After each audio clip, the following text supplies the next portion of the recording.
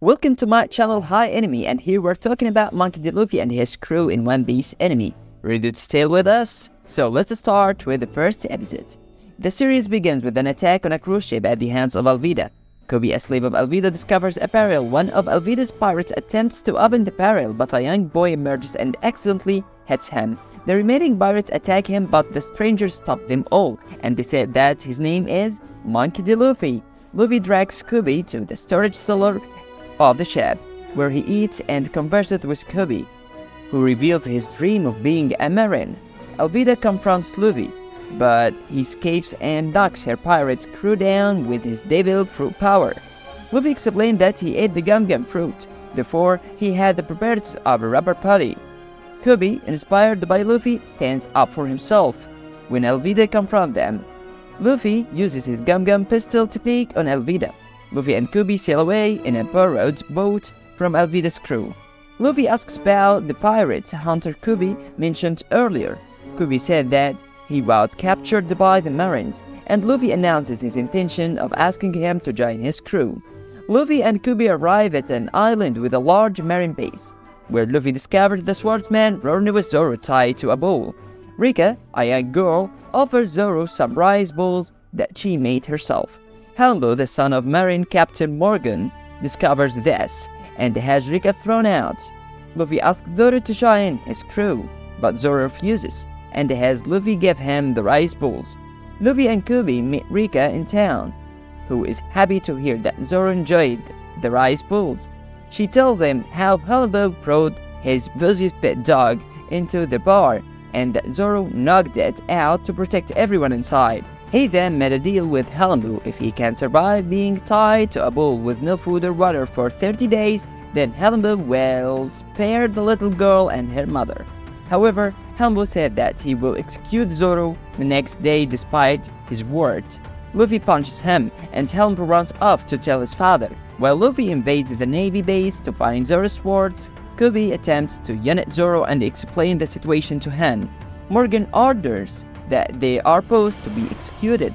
The soldiers open fire, but before the bullets can reach them, Luffy leaps from the base and uses his rubber body to block the bullets. Luffy hands the sword to Zoro before he fights Morgan. All of Morgan's attacks Luffy, but he knocks Morgan to the ground. Later, Luffy, Zoro, and Kobe are in the town restaurant. Marines come, but Luffy and Zoro have to leave because they are pirates. Kobe wants to join the Marines, and he's accepted. Kobe vows to meet Luffy again as a Marine meeting a pirate. In the fourth episode, we can see a flashback. A 7-year-old Luffy sits in a bar filled with the pirate crew of the red-haired Shanks, begging him to take him out to the sea. But the pirate captain refuses. A bandit named Haguma enters and orders several pails of booze. Shanks offers him the last bottle, but Haguma smashes it and humiliates Shanks. After the bandit leaves the bar, all of the pirates start to laugh. Luffy gets angry that Shanks didn't fight back, and in a huff eats a purple flute lying on the bar. Shanks notices this and tries to make Luffy spit it out, but it was too late. Shanks tells Luffy that he had just ate the gum fruit, a devil fruit, and now he's a rubber man and won't be able to ever swim again. Later, Luffy gets attacked by Haguma and his bandits. He's about to be killed when Shanks and his crew arrive and effortlessly defeat Haguma's men. Frightened, Haguma throws down a smoke plume and makes his escape. Taking Luffy with him, he flees out to sea in a boat. There, he throws the non-swimmer into the water. As Haguma laughs at Luffy's plight, a sea king appears behind him and devours him whole. The sea monster then goes for Luffy, but Shanks stops the sea monster as it takes a bite, and with one look, drives the beast away. Luffy clutches Shanks and starts crying, since Shanks' arm was bitten off by the creature. Shanks replied that it's fine, as long as Luffy's safe. As the pirates get ready to leave, Luffy decides he will become a pirate on his own, that he will gather a crew that will be Shanks, and that he will become king of the pirates. Shanks gives his straw hat to Luffy and tells him to return it someday as a great pirate. Back in the present, Luffy slingshots into the sky to catch a bird. Instead, he shot himself. Zoro, now alone in their boat, tries to keep up, bellowing.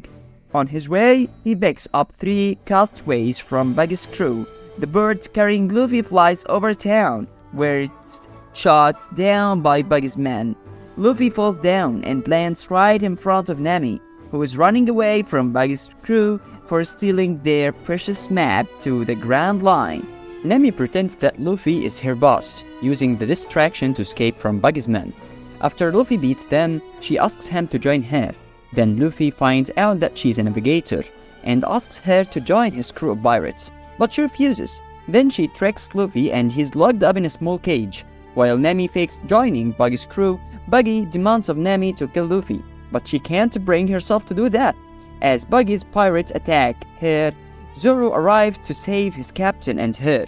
Buggy recognizes Zoro as the pirate hunter and attacks him. Zoro cuts Buggy into pieces. Believing Buggy to be dead, he covers his sword and is stabbed in the back by Buggy, who reveals he ate the chop fruit and can separate his body and is resistant to being cut. Zoro became weak because he's injured. He picks up the cage with Luffy inside and the 3 escape. Still trapped in the cage, Luffy meets a small dog named Chucho guarding his master's store. Despite knowing that his owner's dead, Richie accidentally breaks Luffy's cage open and sends him flying. Chucho tries to protect the store but is no match for the much stronger Richie, and Moji burns the store down. Angered by Moji destroying what the dog finds precious, Luffy mercilessly punches him out. Moved by Luffy's concern for the dog, Nami agrees to work with Luffy for the time being. The city's mayor rushes to fight Buggy himself, but the Straw Hat pirates come to his rescue, with Luffy knocking him out to prevent him from getting himself killed. Zoro fights Kabaji despite still being wounded from his previous encounter with Buggy, but he defeats him. Nami leaves to search for the map to the Grand Line.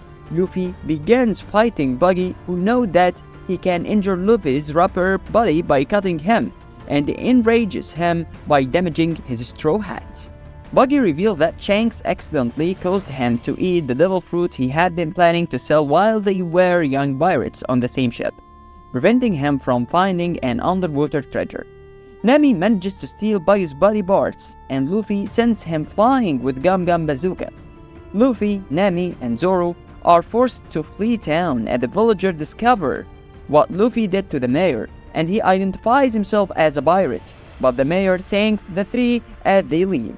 When Luffy, Zoro, and Nami land on another island, Usopp appears to greet them, with 3 children hiding in the bushes. After a failed attempt on Usopp's part to scare the pirates away, they talk about Shanks and his marksman Usopp. Usopp's father, Usopp, brings them to a restaurant, where, after a meal, he leaves them to head for a mansion outside town. The mansion belongs to the skilly young woman, Kaya. She and Clador, her butler, talk about Usopp, and Clador forbids her to see him. Usopp comes anyway, and he tells Kaya a story about fighting a giant goldfish with droppings the size of islands. Back at the restaurant, Usopp's small friends, the Usopp pirates, enter in search of their captain. They bring Luffy, Zoro, and Nami to Kaya's mansion and tell him how Usopp tells Kaya lies to cheer up her, since her parents died and she became ill. Luffy decides they should ask her for a ship, and as there are bodyguards guarding the gate, he slingshots the whole group over the fence. They crash into the ground near Usopp, and as they get up, Clador comes out and calls them intruders. And that's enough for today. Wait for our next videos, and if you want more, you can subscribe our channel, like and share this video. Thank you for watching, and we will see you on the next adventure.